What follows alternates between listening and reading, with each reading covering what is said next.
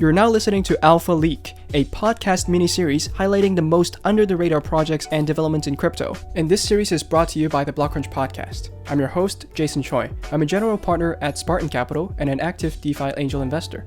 Nothing on this show should be construed as financial advice, and my guests, myself, and my employer may hold positions in assets discussed on the show. And if you'd like for your project to be featured on this series, reach out to me on Twitter at Mr. Jason Choi.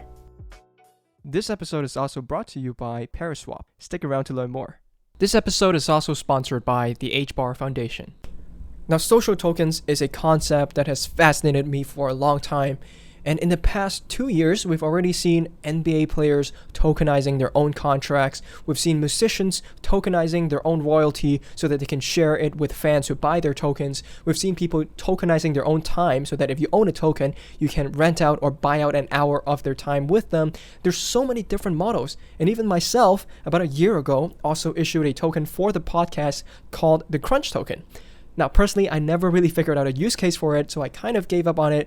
But I'm very excited to dive back into it again because in the past 12 months, precisely because of the emergence of NFTs and their increasing popularity, there's a lot more attention given to the so-called creator economy, as well as new ways for people to engage with their fans online. So I'm very excited to go back to square one and talk to the man behind it all. And I'm talking about Bradley Miles, the founder of Roll, which is also the company that I first issued my own social token on. So Bradley is an OG in the space. He has been thinking about the social token problem for a long time, and he personally called it social money a year or two ago when no one was talking about it. So with this episode, we're going to dive into what is the current landscape for social tokens, what is the creator economy, as well as what we think is the inevitable stack for creators online to create tokenized communities. So incredibly excited to have Bradley on the show finally. Hey everybody, I'm super excited to have founder of Roll and my friend Bradley Miles on the show finally to talk about social tokens. So Bradley, welcome to the show, man. Jason, really happy to be here. Thanks for having me. Absolutely. Now, one of the biggest topics this year is social tokens. Now, for people who are living under a rock, can you kind of explain what social tokens actually are before we dive into the weed of things? Absolutely. I'd like to mention that you were very early on social tokens and have one for this podcast called, what is it called? It's called Crunch. The Crunchies. Yeah. So you're a very early creator on this, which is I just want people to know. But yeah, a social token, you could really think about it as the latest way to digitally represent a community. The innovation here is largely around ownership and fungibility. So unlike non-fungible tokens, whose value is derived from their uniqueness from one another, social tokens really have a sort of value around the sameness. They represent sort of a unit of account or measure of value or store of value in a community. So for Jason's example, one crunch is the same as the next crunch. And so this allows fascinating things to happen now, like social tokens can be thought of as a category that could exist on top of DeFi and create what some people are calling the next creator economy or a DeFi creator economy. They could also introduce with traditional finance or TradFi. So you could think of social tokens as things that could integrate with things like Visa. You could think about spending them at stores or rewards, and these are all things that different parties are exploring. And so it's going to be a massive space. We think it's going to be really the future of how we engage online when things are more asset based. And yeah, it's just a quick analysis there. Yeah, and in many respects, it kind of seems almost like a precursor to all of the NFT stuff happening right now, because a lot of those NFTs are very tied to the creator behind them as well, just as the social tokens are very much tied to the creator's identity. And we're going to dig into more of that later. But I'm curious, so what drew you to the idea of social tokens? Like, what personally fascinated you enough to bring you into this space and start a company in this vertical so early on? Yeah, so I've been in this space, I think, professionally since 2015. So late 2015, Brian Zelkis and Pete Rizzo hired me to lead research at CoinDesk. And so I was developing these massive state of blockchain reports, 100-page reports, and on anything from Bitcoin mining market share to whatever was the topic at the time. Covered Ethereum in 2016. Really never looked back. Saw it as the future of community mainly. I was obsessed with things. I remember when like YouTube created like the donate button on their page, or like when Patreon was exploding. I was like, this is amazing.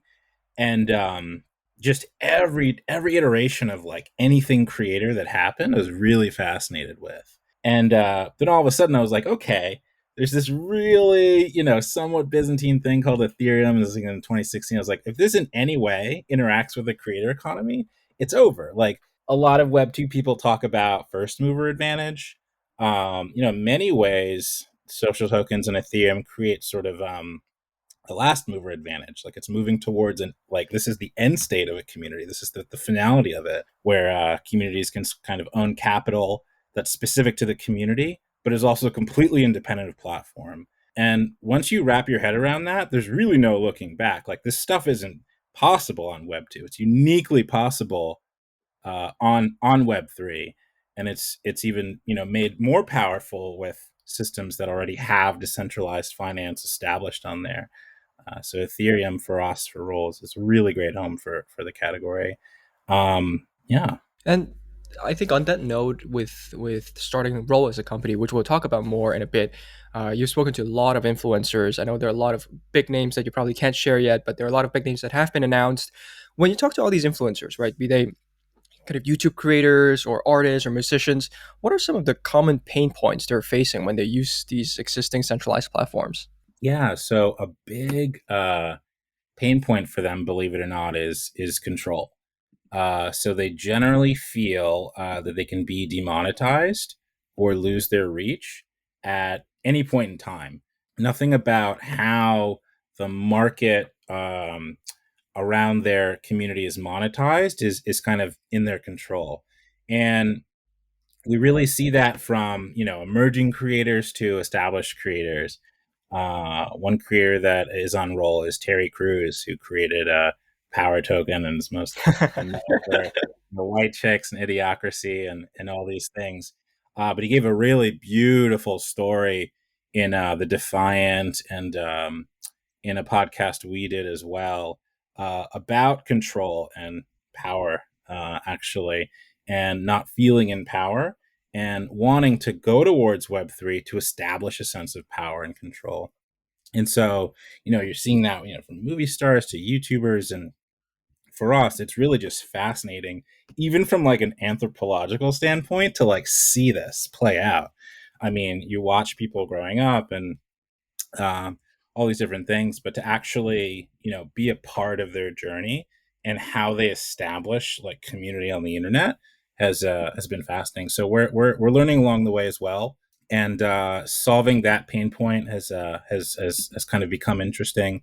Obviously, crypto offers a ton of benefits there, specifically social tokens. Yeah, definitely. And even for me personally, I always have this fear that Twitter is going to rug me one day and then just kind of delete my account. So I started collecting emails just so I can own the emails and kind of start my own newsletter as well. Because there's always that fear, if you created content for long enough time and you're dependent on one platform, that platform could always rug you. You're kind of at the mercy of whoever owns that platform. So I totally empathize with that point about control. And speaking of control, now today most creators rely on massive centralized platforms for distribution, right? It's like YouTube, TikTok, OnlyFans, Substack.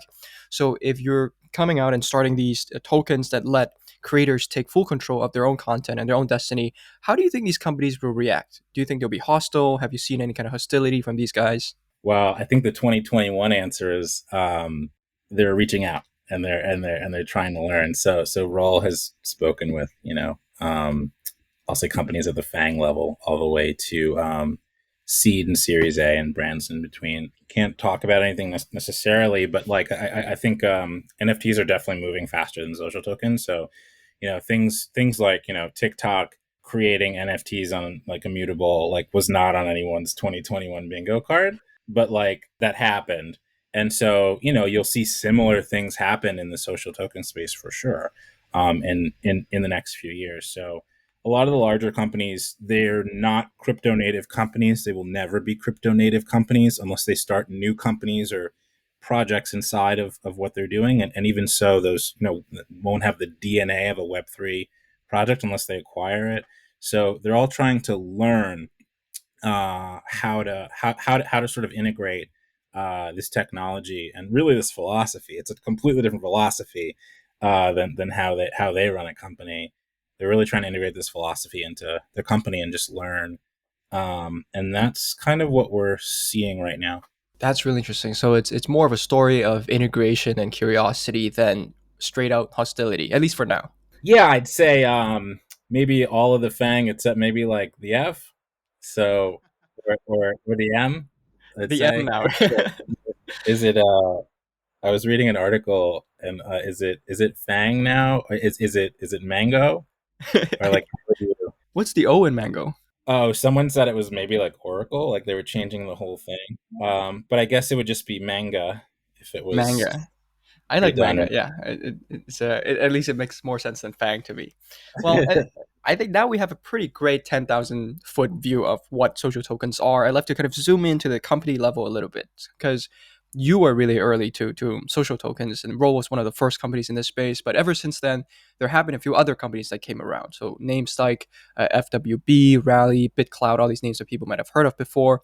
Can you help us kind of break down the social token landscape today? What do you think are the major players or the major different approaches to social tokens and kind of crypto and culture? Yeah, I'll definitely talk about all those guys. I think before that, it's really interesting to consider like the inevitable stack for social tokens, like what a social token stack looks like at large. So you can really categorize this, I think, into like four pieces of the stack. So stack one would be the bottom, would be the infrastructure. So it'd be like how social tokens are created, and I would also say how they're quote financialized. So how social tokens become liquid, have value, or are sort of otherwise financialized, traded, etc. So the second part is the rails. So that's how social tokens move from point A to point B. And either point can be, a MetaMask wallet or a neobank like Chime or your Twitter account. And so it's really important to diversify what those points can be because social tokens are going to be about scale. The third part in the stack is the API layer. So there will be developers who are just focused on streaming or just focused on spatial audio or chat, but they're amazed by what's going on. And so they won't want to build the infrastructure or the rails. They'll want to work with folks that already have done that.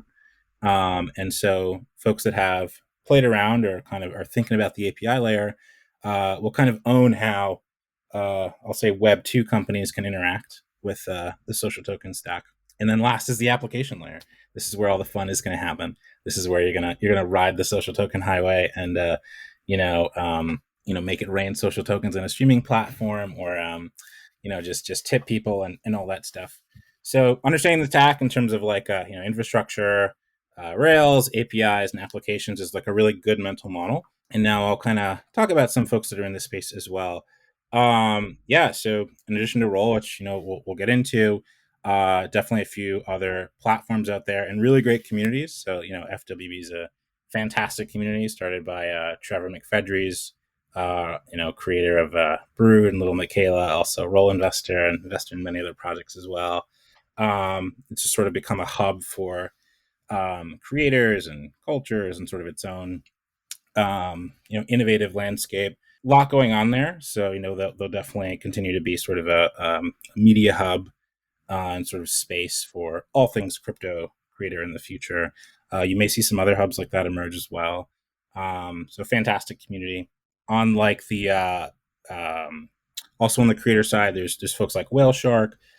So establishing Whale Shark's a role creator who's establishing some incredible models around really sort of gating community access, in addition to the idea of storing NFTs as a sort of a vault concept inside of a community. So he's pretty much one of the first ones to do this, as early as last year, which sounds like 10 years ago.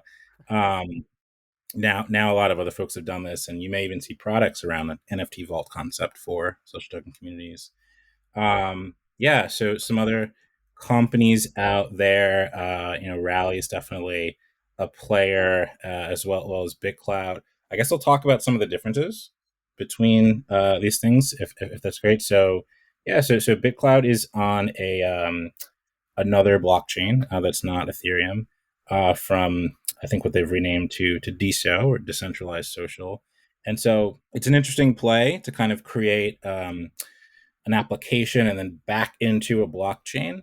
For us, what we're excited about primarily, like why social tokens are exciting to us, is the idea that they can represent markets that are unbounded. So there are several tokens on Roll that have a larger market cap than our company than Roll than my company. Wow. And this is kind of the point, right? That is uniquely possible through decentralized finance, right? There's no channel on YouTube that's like the channel itself that's like worth more than YouTube. There's no Patreon account that is worth like the 5 billion that Patreon was valued at. That's not the case in Web3. There's this wonky world where the markets are totally unbounded. So yeah, BitCloud's interesting, but I think the journey that they'll have to go on is sort of somehow bringing like decentralized finance at scale to like another blockchain. Um, and so kind of getting those folks over might be difficult, but like really interesting experiment. And for people Um, who are not familiar, BitCloud kind of resembles Twitter, right? It basically has a Twitter feed, but then all the people you follow have their own kind of cloud token. Yeah, yeah, absolutely. And I think the idea there would eventually be to create other applications around that. So that's interesting. I think the journey there will be like, how do these things become more interoperable and liquid and financial? Um, so it's exciting. Yeah, Rally is another player. So Rally has sort of created this like platform that allows creators to mint on it, and have a set of rewards and different things like this. Some of the differences between I'd say Roll and Rally in that sense are tokens on Rally exist on a sort of a side chain, which means they don't necessarily have a contract address on Ethereum. So we're kind of excited about the interoperability between a token like Whale and a smart contract platform like Uniswap. So we don't have to create an exchange, as an example. Whereas if you're playing on a side chain, you have to create the demand for that side chain itself. So as well as your own sort of bonding curve, or however you want to think about an exchange. So Rally has all that, and it's very sort of user friendly.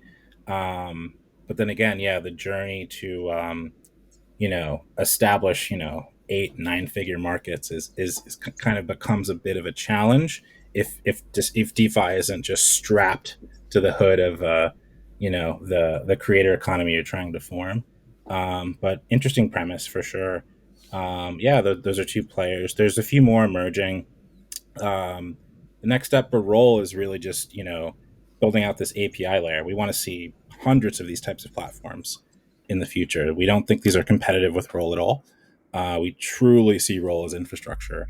So if someone comes out and they want to create the next Twitch, or they want to create the next Clubhouse, that's not competitive with Roll at all. We absolutely want to integrate with these platforms, understand how they work, and build APIs the same way Stripe build APIs that define like the gig economy, routing one payment from a gig worker to a gig worker as well as a platform.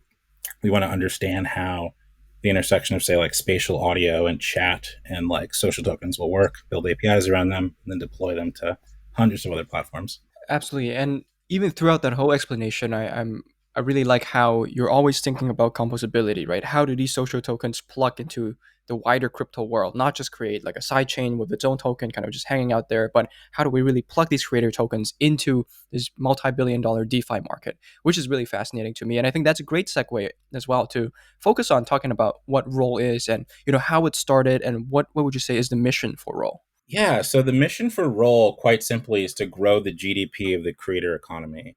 And so we're doing that by creating the economic infrastructure that combines both Web 2 and Web 3. So when we think about Roll, when we first started, we needed to. There was not the concept of a social token didn't exist. We actually thought of another term that's adjacent called social money, which is more transactional. So there was nothing in 20 late 2018 2019 that led to where we are now. And so we really have to make a lot of educated guesses. So the first guess, do people want to create their own currency? So the answer was a resounding yes. The timing was great because, there were things like Uniswap, kind of, thinking about a V1, like how would this work? Getting past things like an Ether Delta or Bancor for some of the old school people in the space, and just creating something a bit more formal. Um, and so, in early 2020, which sounds like 15 years ago, we basically created a Uniswap front end for Roll. And so Uniswap created a great product called Token Lists. So you can go to tokenlist.org. You could see your Roll token. So someone like yourself or a creator or anyone, like, you don't need to, know how to create an ERC20 token. You don't need to pay gas for it. You don't need a Uniswap. So we're creating these simple um, sort of ways to integrate and like financialize community from there. And so once we did that, we onboarded 300 plus creators. Many of those now have really successful markets. And the next step, so we validated the concept, which is great. And what we wanted to happen is happening. So we wanted to unleash a wave of innovation that like many, many, many people could benefit from. Even people that are going to compete with us. It's absolutely fine. Some folks come up to us, are like, hey, did you see what so and so is doing? We're like, yes, we think it's amazing. Like, there's going to be 47 winners in this space. Like, we're not worried about, this isn't like high school. Like, we're not worried about what someone does. We're really excited about everything that's going on.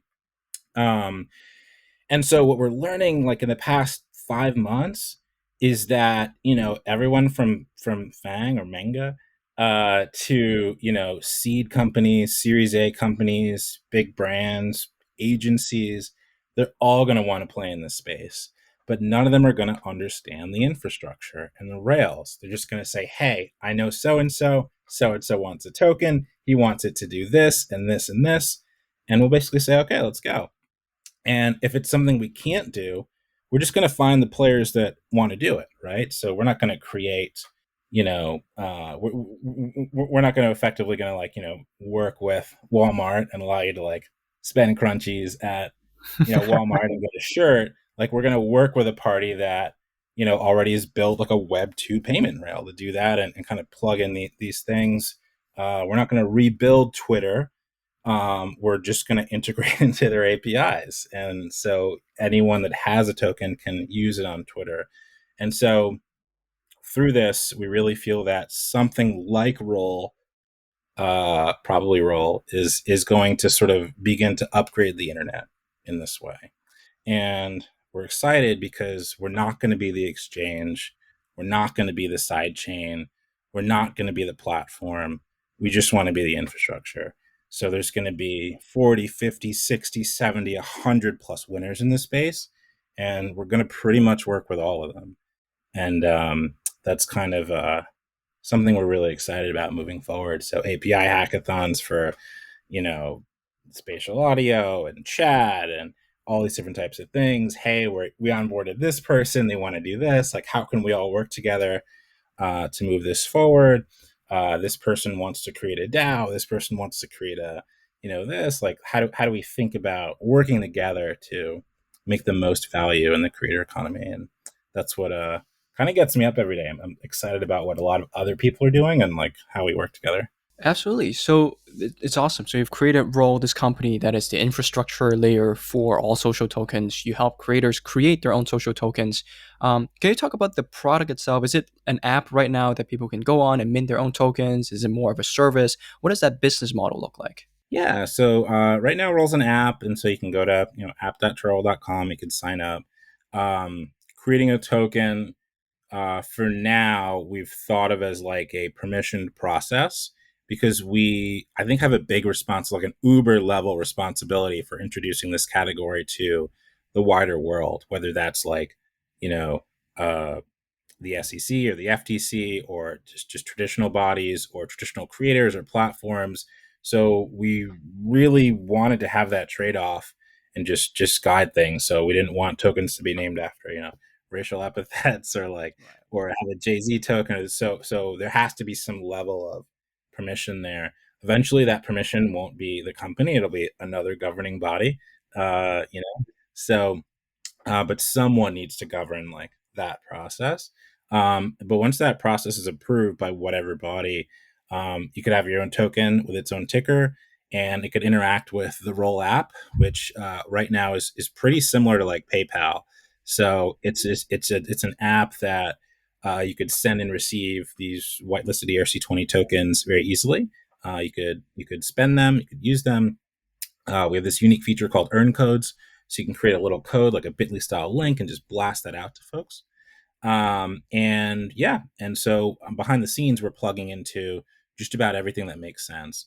So in the future, a bunch of Web2 platforms right now, Web3 infra, like obviously Ethereum, Uniswap, and whatever we think is useful. Lots of apps have come along that on platforms like Discord that folks use, like Collabland and others. And so, we're opening up our APIs slowly to parties like that, so people can use the Roll wallet in, whatever app comes along they want to use. Now, before I continue, I'd love to share one of my favorite products in crypto with you. Now, whenever I want to trade a token, instead of going to Uniswap, SushiSwap, Bancor one by one to see where I can find the best quote, I just go to PARASWAP to scan for the best price anywhere. Because PARASWAP aggregates all the popular Ethereum dexes and saves me a ton of time and headache in finding where I can trade something for the best price, and lets me trade in one place. Now, the cool thing is they've also integrated with Ledger Live as well, meaning I can now swap at the best prices directly from my Ledger wallet. So seriously, if you're a DeFi trader and you're worried about the security risks of centralized exchanges, but you also don't want to scour dozens of dexes just to find the best price, you have to check out PARASWAP. So head on over to paraswap.io/blockcrunch. I'd also love to take a moment to talk about the HBAR Foundation. Now, if you approached me 1 to 2 years ago, I would tell you I'm really skeptical of layer 1 systems outside of Ethereum. But in the past 12 months, I started to notice billions of dollars and hundreds of thousands of users flocking to new blockchains left and right. And then I realized there's an actual market gap being filled. And I always love to support projects who support builders. And one of those projects is Hedera Hashgraph. Hedera is an enterprise-grade public network with its own crypto asset called HBAR. And the HBAR Foundation has launched with an initial budget of over $2 billion to provide entrepreneurs with the funding and ecosystem support needed to quickly build and deploy new applications on the Hedera Hashgraph network. The HBAR Foundation is eager to find builders in DeFi, NFTs, gaming, sustainability, and all sectors. So if you are a builder, a developer, or a creator with an idea, visit hbarfoundation.org to learn more. I'd love to talk a little bit about Notional. If you followed the show for long enough, you know I'm pretty excited about fixed-rate products. Notional.finance is the leading fixed-rate borrowing and lending protocol, and they've just released a major upgrade. With Notional, you can not only borrow and lend at fixed rates for up to 1 year now, but liquidity providers also have a pretty good opportunity. Thanks to an integration with Compound and a liquidity mining program, LPs can actually earn interest, liquidity fees, and token liquidity mining incentives as well. We've talked with Teddy from Notional recently, and as a happy investor as well, I've been pretty impressed with how the team is building this critical infrastructure that will help onboard the next billion users to DeFi. So you can check it out today at notional.finance/blockcrunch. Absolutely, and I feel really lucky to be able to see kind of one of the versions of the app itself and kind of test it out and see all these tokens. I think it was a year or so ago. And there were a lot of really different use cases and really creative ways that people are using tokens on Roll. And so can you talk about some of the more interesting examples of what creators on the platforms are doing with their tokens? Yeah, when we started in 2019, we wanted to really think about what was going to happen. It's so wild to predict what's even going to happen a year from now. Like, no one could have predicted what 2021 was going to be like at all. No one thought, even folks in the NFT space, they all thought this was maybe like 3-4 years away. So for us, we really thought these tokens would be more of a transactional element, a lot like loyalty. So like, hey, spend tokens to get from A to B. And we kind of set up the system like that. We were right in a sense of rewards. So we quickly saw a lot of creators increase the KPIs that they want to achieve on other platforms through tokens. So one KPI, if you're a Patreon creator, maybe getting your patrons to the next level. You may have level 1, which is $5, but level 2 is like, $50. And so you want more people on level 2 for sure. And so a great way to do that was to create another platform independent reward mechanism for those top 10% of people that maybe they just need a little push to get to the next level. And it turns out that push is your own social token, a new representation of community that they of course need to be a part of because it's coming from you. We saw people getting deplatformed, or people's platform just leaving. So we had streamers that were on platforms like DLive or Mixer. Mixer went under, and for whatever reason, some folks wanted to move from DLive to other platforms like Twitch. And you can't move your Twitch points. You can't move, your DLive virtual currency, but you can move your Roll social token. So they actually used it as a tool to migrate communities from one platform to another. So that's been very cool to see. Social tokens are flying around Twitter all the time as well. People kind of use our codes on Twitter.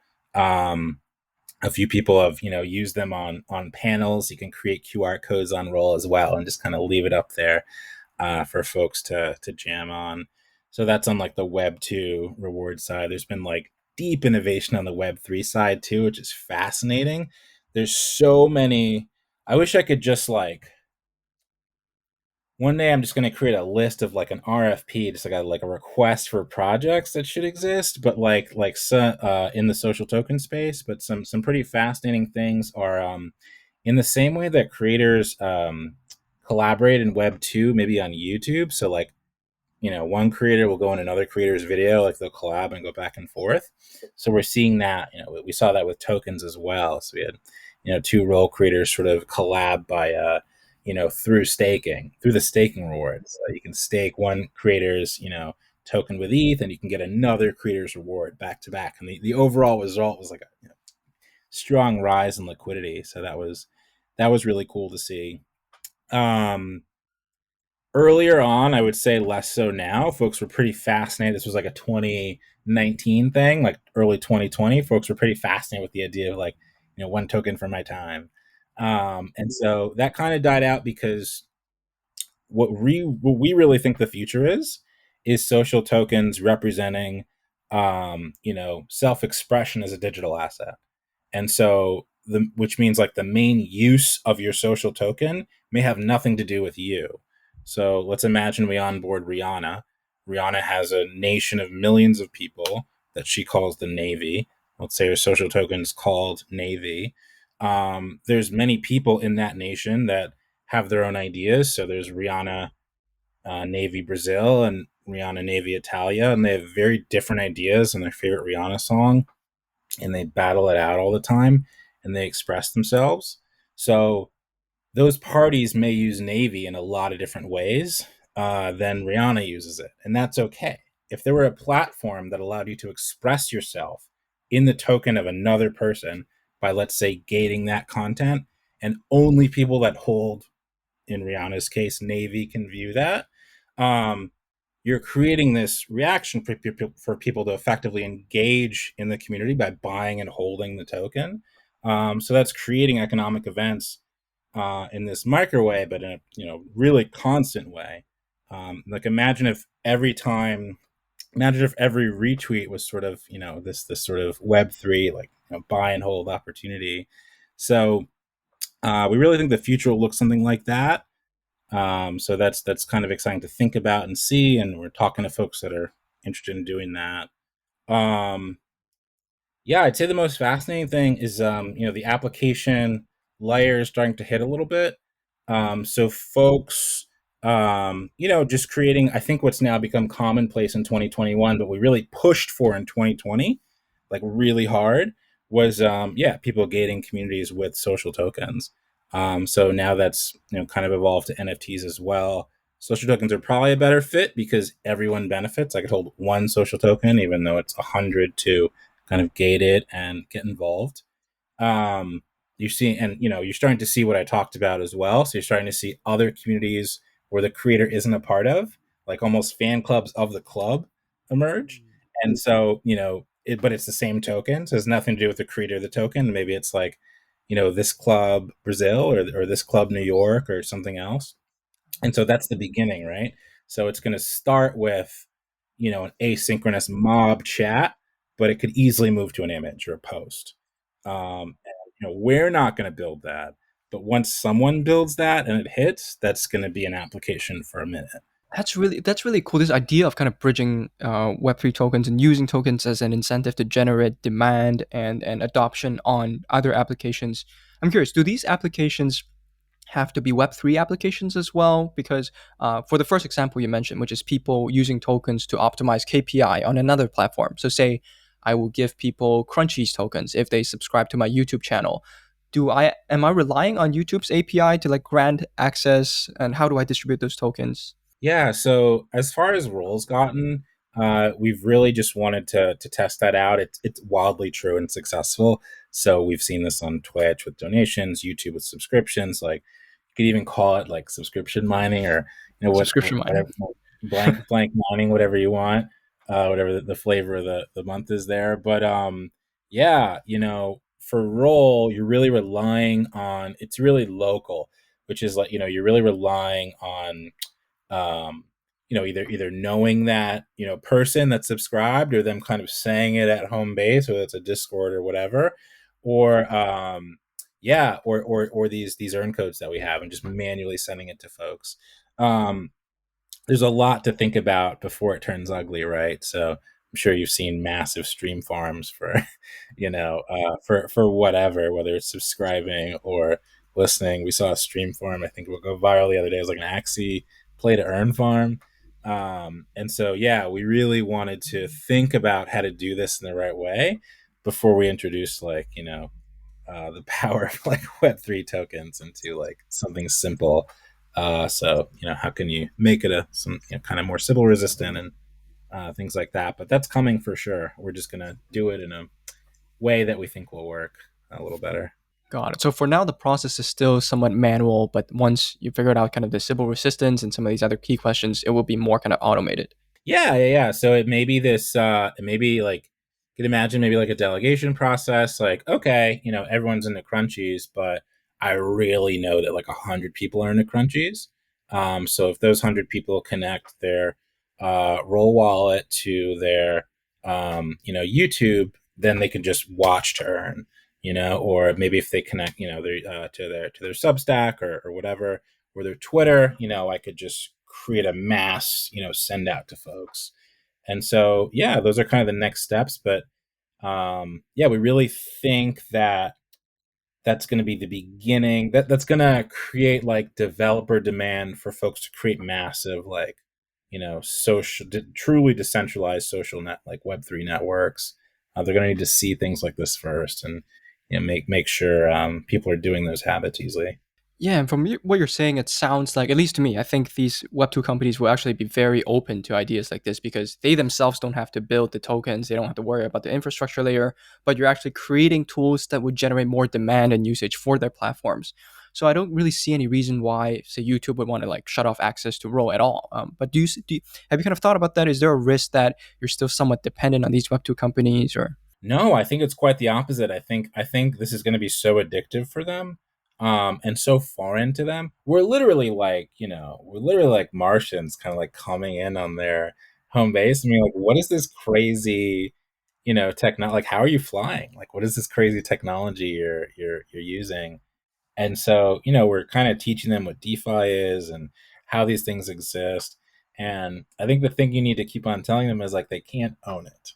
Like, this isn't some, like, once you try and own it, it's over. Like, we're not going to come back. And so some of them are having a difficult time kind of thinking through that, but it's interesting to have those conversations. I spoke to a few today. Definitely looking for a partnerships lead. If I'll just shout that out, if for the watchers out there, listeners. But yeah, so generally they're trying to learn, and they're trying to get smarter on it, so they can be a part of the category. They will be a part of the category. They're all just currently trying to learn it, say, for the rest of 2021.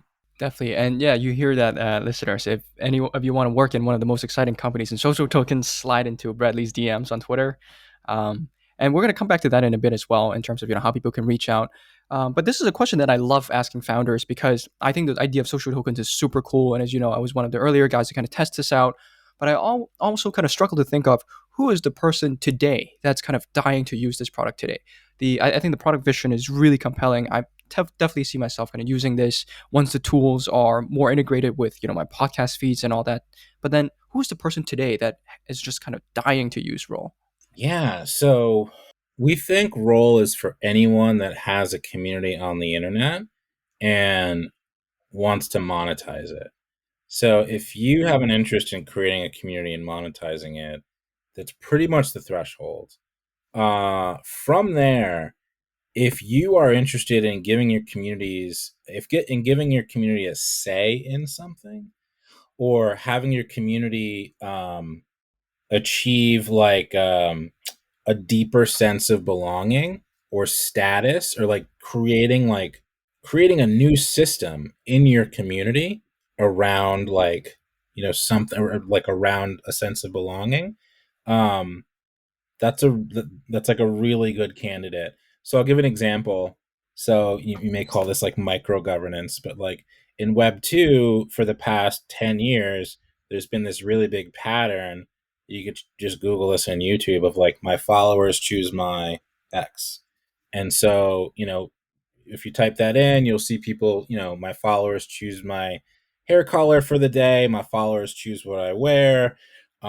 Typically, this is happening on Instagram or Twitter in a poll sense. And so they'll get answers in the poll.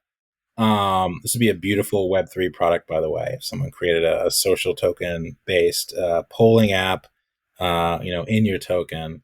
And then so once they have that, they go and do the activity. And so we found folks that, it's playful, but we found that folks that, like to creators that like to give their users that sort of, option or experience, they love social tokens. They love, they may have never heard the word DAO or anything like that, but they love the idea of having the power and control to give to their community whenever they want. They don't even need to know about DeFi or think about it as a new market or something like that. We can teach them everything along the way. But if you're someone that literally just wants to give more to your community and monetize along the way, like 100% great candidate. Obviously, Web3 natives are really great, but so is Terry Crews. So so is anyone that really wants to think about their community in this new light. Absolutely, that's a phenomenal answer. And yeah, I gotta say, whoever's creating the social token polling app, definitely reach out because this is something I will use. I will personally use this thing. This is an idea that I've thought about for a long time as well. How do we, make this podcast almost like a DAO where people can vote on what guests to bring on and who to host the next episode? So yeah, if anyone's out there building this, definitely let me know. I'd be happy to Yeah, use that. it can really just be like a micro fun snapshot. Like, it's hard to introduce snapshots like a YouTuber or something. But if it's like a super fun thing that can just like a Twitter extension, Discord extension, that's super fun and engaging and new for a lot of people. Yeah. Absolutely, absolutely. And now for the people out there, the creators out there who want to reach out to you and create their own tokens, what would you say are the most important considerations or the most common pitfalls that you've seen with creators making their own tokens on Roll? Yeah. So I think creators are becoming the center of the internet. So that's really exciting. Tools like NFTs, social tokens, and DeFi like allow them to do that. But really, that makes them, leaders. Creators are always leaders, and so leaders need to have vision. And so I think this goes just across the board. Whether you're launching a Patreon or a YouTube channel, you just need to have an idea of what you're doing for it to be successful. Like, you obviously had a really good idea of like how to create this podcast before you kind of did it. And so it'd be really good to understand what you want to do with your token, what you want it to be called. I can give a whole like thesis on like the evolution of naming tokens from like 2019 to now. They used to be like name tokens. People used to call these personal tokens because they named them after themselves. Then it emerged to, community and social, which is where we are now. So understand what you want to call it, the differences, understand the utility, what you can do with it, and even some of the constraints. If you want to automate this and like have this person like this and get a token for liking this, like, we're not really there yet. But if you want to, think about ownership or giving back in a new way, like we're totally there. So whether it's a Discord or a Telegram or some new application or even just a way, we have people that just use. Shout out to Connie Digital who created Hue. He integrated social tokens into his newsletter. So every week, you can follow Connie Digital's newsletter, and you can get some Hue. And he has a massive, super early on NFTs, a massive fan base there. So have an idea of how you want to use it, where you want to aggregate community. Do you want it to be around your newsletter? Do you just want to chill, have it be more, more less, more async there, or do you want it to be, real time? Do you want to use it on Twitch? Do you want to use it on Discord? Once you have that, I think you're ready to go. The team role and just the wider space as well can really embrace folks that come along. It's a wild ride from there, right? So we never thought we'd see markets in the 9-figure range for creators and things like this, but it's happening. Big shout out to Quobi. So they were part of our round, and I believe they were the first exchange that has listed something that people would call a social token. So Quobi Oh, wow. listed. Which one was Quobi, this? yeah, so Quobi listed Whale 2 months ago, and even that concept is fascinating, right? Like we created Whale with Whale Shark, and a lot of creators really look up to that token. So if you're a creator right now, even that spark, that one tiny moment, it changes you from saying like, oh wow, maybe the aspiration isn't a million followers. Maybe the aspiration is $9 million in liquidity and like a 9-figure market cap, and like everyone that I brought along the way benefiting. Like that sounds great, and so that's going to happen over and over and over and over again. So we're really, just like we had to hammer like Uniswap and social tokens, or just like token gated access, like all that stuff's here now. So we're going to keep on hammering. We're going to keep on doing the new innovative stuff that folks can just integrate with and can then become more ubiquitous. Definitely, definitely. And you also mentioned the point about NFTs, and I'd love to get your thoughts on, how has the growth of NFTs this year, and I guess by association, meme coins as well, how have those things impacted the adoption and attention for social tokens? Yeah. Um, I'd say it's all part of the creator economy. Meme coins in like the funniest way. Um, I never thought I'd see like multiple meme coins just cracking the top 100 or top 150. Like I thought those days were over, but they're not. Um, but yeah, it's all like a really playful part of the creator economy for sure. So they're all going to kind of play on top of each other. A lot of NFT utility, I think, will become social token utility once it becomes bigger. But yeah, a lot of folks learn about role through NFTs. So we had a bunch of creators reach out. Role's go to market initially was NFT creators, so that's how we ended up working with hundreds of them. And then NFT creators became just content creators, and then content creators now becoming NFT creators, and like they're finding out about role and what's going on as well. So I think they'll kind of play off each other, which is great. Most definitely. Now, I think as we come to the last part of our conversation, I'd love to get your maybe one bold prediction for the future of social tokens, and also, ways for people to reach out to you if they want to help you build out role. Yeah. So one bold prediction: most fintech platforms and social platforms will become social token platforms by 2025. What that means is where you bank, like if you have an internet bank, it will have a space for social tokens. Um, Whether it's a Chime or kind of like they will. And why we think this is because like creators run the internet. Where creators go, the internet will go. If Roll is successful and most creators have their own currency, so every creator that wants their own currency has one, the economics of what it means to create an application on the internet will bend towards the concept of social tokens.